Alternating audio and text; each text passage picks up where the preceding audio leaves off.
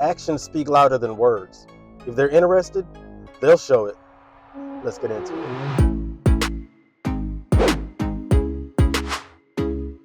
What up, y'all? I'm Christopher Markland, and welcome to my review/analysis of Ready to Love Season 10, Episode 3, Philadelphia.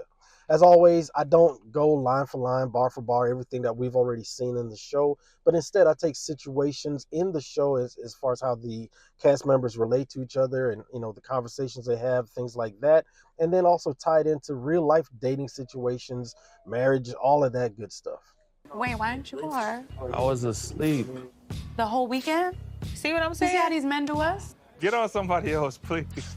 This is a recurring theme throughout this particular episode. The ladies and the guys, they met at the mixer. They had good conversations. There was a connection. So the ladies gave the guys their number. However, the dudes don't use the number. Now, I'm kind of torn on this one because I understand and I kind of actually agree with the ladies pressing the dudes like, hey, I gave you the number. What's happening? How come you didn't use it? However, a part of me also says, look, actions speak louder than words. If the guys wanted to use the number, they would. Also, take it for what it is as a sign early on that if they're not communicating with you the way you want them to, that might not be the best situation. Okay. Here they come. Oh, okay. Let it all in. I know that's right. Check them out, check them out. I'm looking for the dark-skinned chestnut, okay? I don't know why, but it just felt really weird watching the second group or whatever we want to call them getting paraded out on the stage. It just felt a little slave auction-y to me.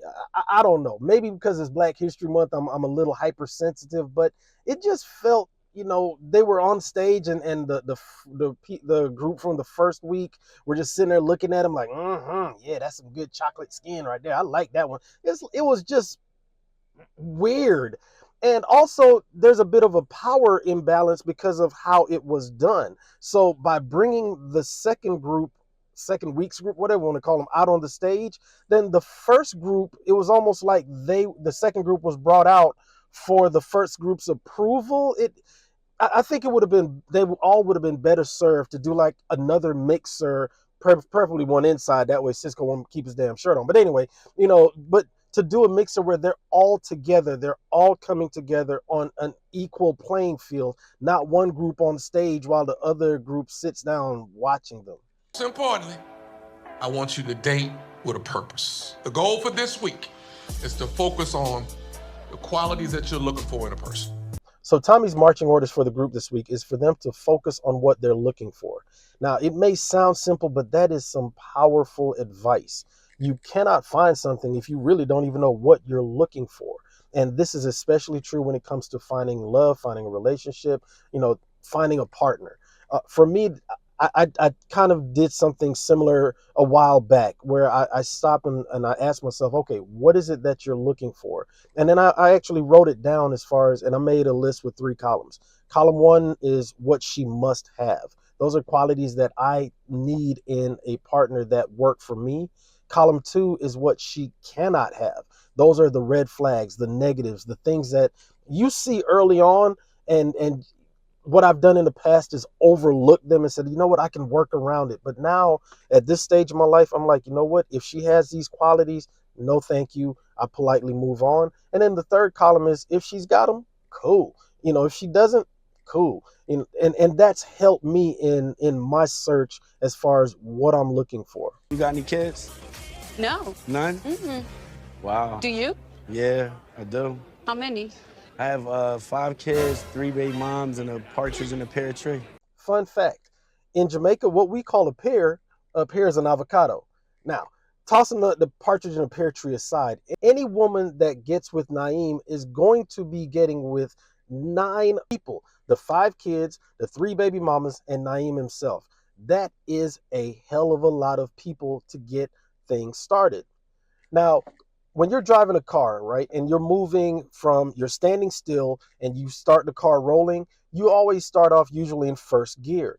First gear is the most powerful gear. It uses the most gas. It gives off the most torque because you have to get this heavy piece of steel moving. You got the weight of the car, you got the weight of the occupants, weight of gas, all of the stuff that makes up the weight of the vehicle. It takes a lot of power to get that going. As you start going, then you go through the gears because now you have momentum on your side and it takes less effort in order to get going. The same goes for a relationship. You don't start the relationship off in sixth gear, third gear, damn sure not in eighth gear, because it is so much energy that is started. That's why you start off with first gear, yourself. Get yourself squared away, and then you can bring somebody else on. Now you're in second gear. Now, as you start moving and building, you have a little momentum. Now, if you want to add in a third and a fourth and a fifth and that kind of thing in order to get it going. But to start off in eighth gear, 5 kids, 3 baby mamas, and Naeem, yeah, that ain't gonna work. You know, I don't believe it's a timeline on love and marriage. I'm sort of like a sucker for love. Okay. Yeah, so I might fall in love like in 3 weeks and say, let's get married. Yeah. Have you ever gotten out of a bad relationship and as you replay the tape and just look back at how everything started, you wonder, how did you get with that person in the first place? It's like the red flags were there, the warnings were there. I mean, the alarm bells were just ringing, and for whatever reason, you ignored it. It could be like, what we saw here where she's like, oh, he's cute. Or, it could be a situation where she had all the assets. But whatever the case may be, you looked at it and then you ran into it. And next thing you know, a month later, a year later, 2 years later, you're wondering, like, how the hell did I get with this person in the first place? I hear what Naeem is saying right here. Sure, he may fall in love and just get married after 3 weeks. Fine. However, his track record speaks just the opposite. Who knows? They could get together and have the most absolute perfect relationship, or the next woman might end up being baby mom's number 4 and having child number 6. I'm glad I'm not a woman, but if I was and I saw that situation with Naeem, that would not be a risk that I would be willing to take. I actually want to be married. I want my own family. Like, I always feel like it's more than just being married. So if I find somebody, I find somebody. I'm down for whatever. We are in season number 10 of this show, right? This season number 10, started out with an actual wedding officiated by Tommy.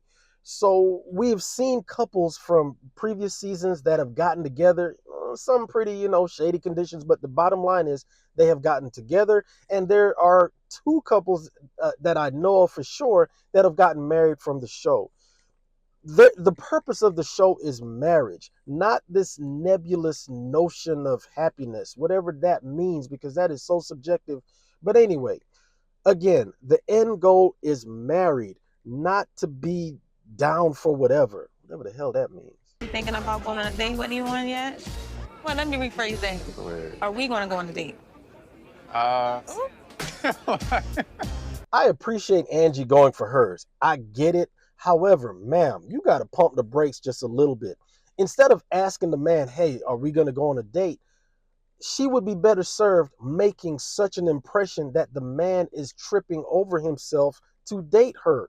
Think about it. When we were watching episodes 1 or 2, I can't remember which one, but when certain women walked into the room, they came in with such an energy that the men were whipping their necks around and could not take their eyes off of them because those men wanted to get to know those women. If Angie moved with that same type of energy, the men would be just like, dying to get to know her better and also to take her out, and she would get the end result that she's looking for. Are you looking and ready for marriage? Is that something that you've thought about? To be honest, Rose, I'm like real baby steps. I don't want to overwhelm myself with the thoughts of marriage. We're early in the season, but the fella's already on some bullshit. I'll say this. I appreciate Wayne's honesty. However, the nonsense that he's spouting right there, it makes no sense. Overwhelm yourself with thoughts of marriage? Bruh, what does that mean? You are literally on a show. Like I said earlier, the end game of the show is to get married. I understand. It's a brand new concept. Nobody's ever heard of Ready to Love before. So, I mean, he's a little confused. So, no, man, this is season number 10 of the show. So it's like, you know what it's about. You were the one that made the casting call to get on a show that the end result is that you find a partner that you connect with and ultimately work towards marriage. I don't understand what this dude's talking about. So hold you back from the possibility of being in love, finding love, or even opening yourself up to it. Yeah, okay. So yeah, Wayne, I know that you heard everything she said, and I know it makes perfect sense what she said, but you crafted this great nonsensical argument about society and marriage. So you're going to hide behind that foolishness instead of just being a mature, honest adult with yourself and being honest with the other ladies there as well, and just say, yo, I don't want to get married. That's all you got to say, bro. I don't date on the job. Yeah. Not only that, how tall are you? Oh, you a height, John. Yeah. I'm like 5'10" on the strong. Yeah, that's what I figured. I got to agree with Deanna on this one. You do not eat where you shit. You separate work from play and you'll be okay. Now, I got to say, I kind of stepped out of this rule because my first marriage and my kids came from a coworker. So, it sometimes works out for you, but the rule of thumb is, yeah, don't mess with a coworker. Now, I will say this. I appreciate Deanna telling Cam, that, hey, she's not interested. And then she also gave the reasons why. Now, there's a lot to like about her. Whew, shit, Lord knows there's a lot. However, I don't know what it is. I can't put my finger on it, but there is something unlikable about her. And I'm hoping I'm wrong, but I want to see how the season plays out. But after a while, it's like it should go back in the blue, and it never did. So that kind of raised like an eyebrow. Yo, dude, I got the Google Doc number. I've heard a lot of reasons why someone didn't return a text.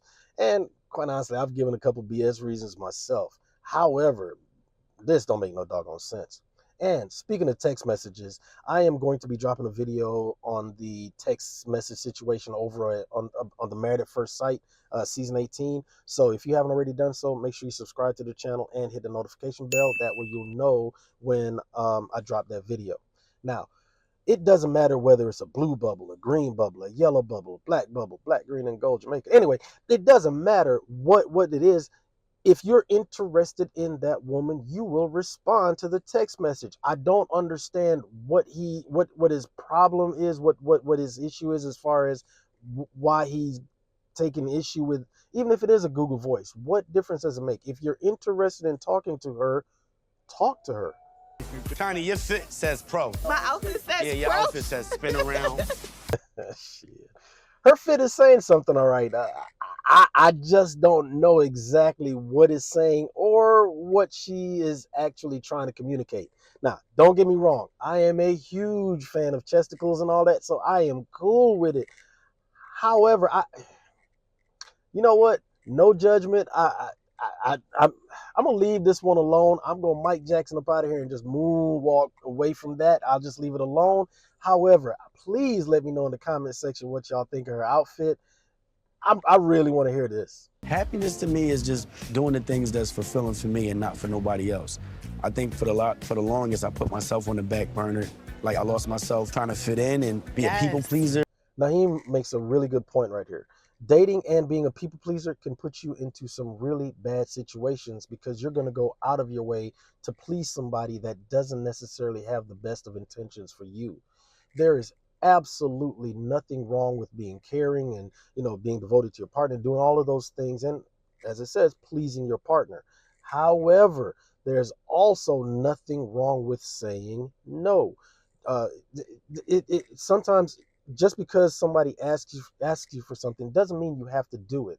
Doesn't mean that you have to bend over backwards. Like my therapist always used to say, you don't have to set yourself on fire in order to keep somebody else warm.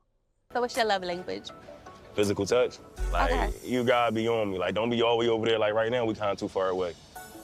Okay, well, here we go. Kiara asked an excellent question right here. What is your love language? That is a great first date question, to be honest with you. Now, whether your love language is physical touch, quality time, words of affirmation, acts of service, or receiving gifts, it helps for that other person to kind of know a little bit about you and how you show love. And also keep in mind, giving love, your love language may be one thing, but receiving love, your love language may be something completely different. Now, for me, my love language for showing love or giving love is acts of service. For receiving love is quality time. What are yours? I exchanged numbers with him, and he did not call. Wait a minute. I think I did too, but I didn't hear from him. Sooner or later, it's going to catch up to you. Wayne might have been able to get away with being flaky with one woman. However, there's no way in hell he was going to get away with it with multiple women. Sooner or later, and we have seen it time and time again on this show, sooner or later, a person's bad behavior is going to be seen by multiple people, and everyone. And think about it. All of these women are going to get together some way sooner or later. It may be here, like the two women at this the dating event they set up, or it could be later on when they get to Tommy's vault. But once they get together, start comparing notes, your bad behavior is going to be exposed. My husband paid for everything. Same. Like, I woke up and it was just like, what am I going to do today? That's a life that I do not dream up or I want anymore. Wow. Not gonna lie, man, this one kind of threw me.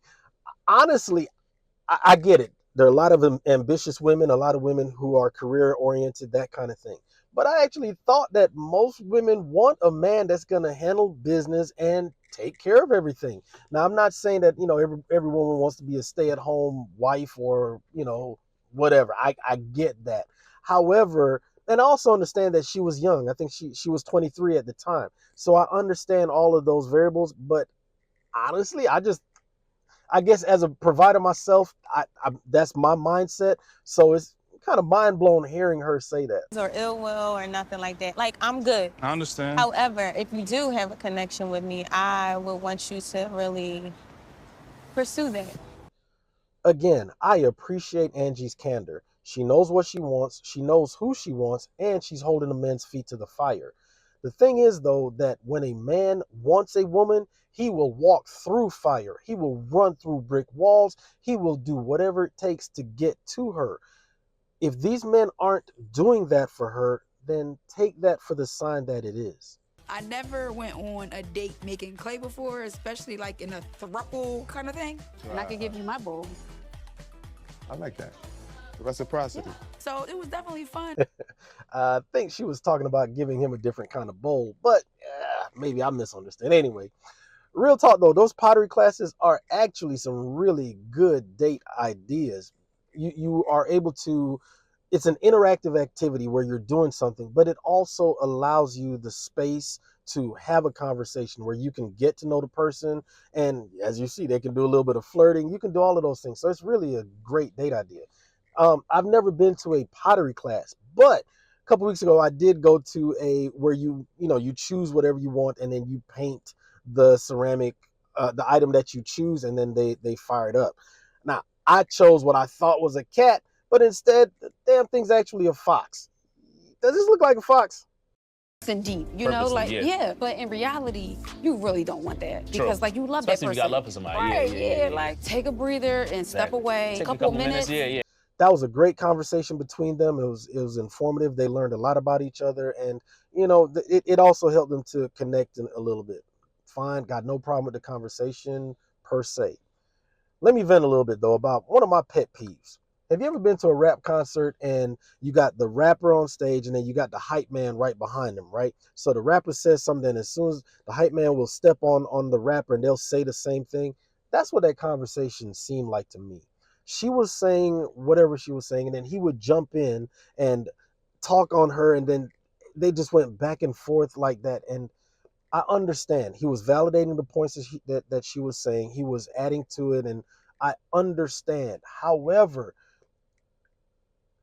I personally prefer, if you're saying something, I'm going to be quiet and listen, right? And once I'm speaking, you be quiet, you listen. So that way we're able to communicate. It's not just what I'm saying, but it's also me listening to what you're saying and you listening to what I'm saying. That right there makes such a difference, because the conversation that they just had was so distracting to me.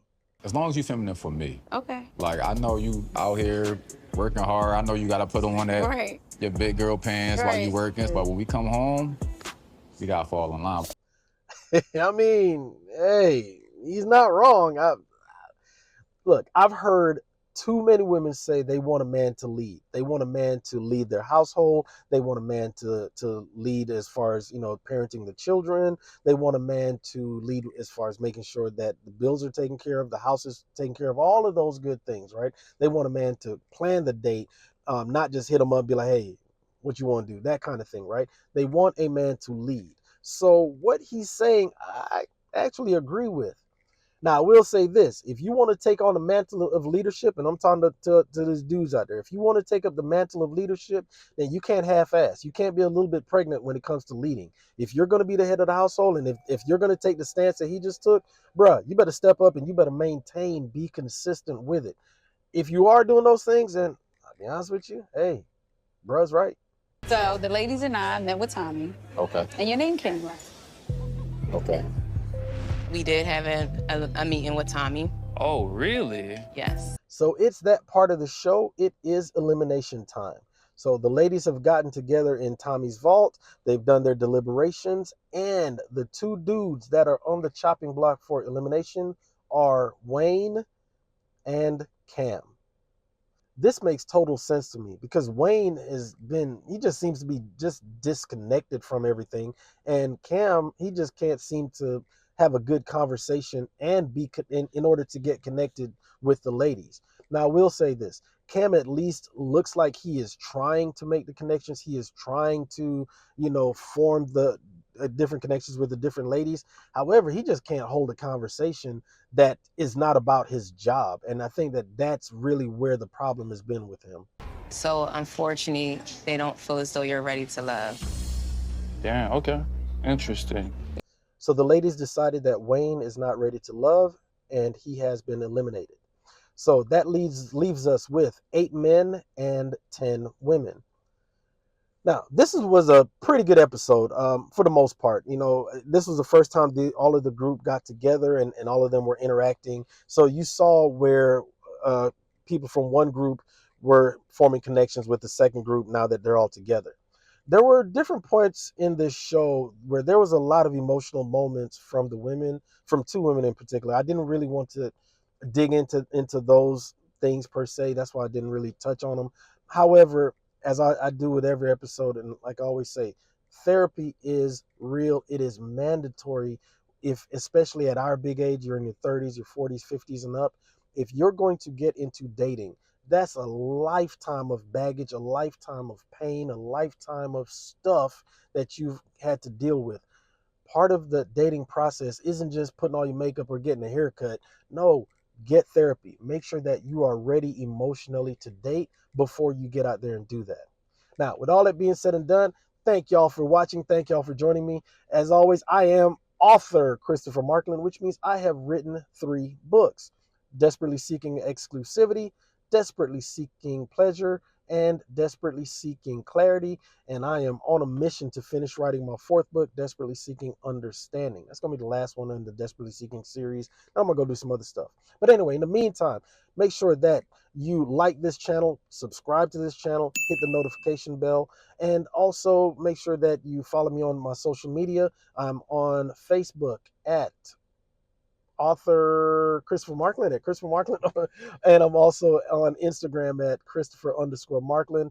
Again, y'all, hey, I appreciate that. Now, I got a couple questions for y'all. Do you think that they eliminated the right person? Do you think that they should have eliminated Cam instead? What do you think of old girl's outfit? I'm just curious. I really want to know. Who do you think next week? Normally they do a flip flop, so it's going to be one of the ladies. Which lady that you've seen so far, should be eliminated? Y'all let me know what you think in the comment section. And as always, y'all, thank you. See y'all next week.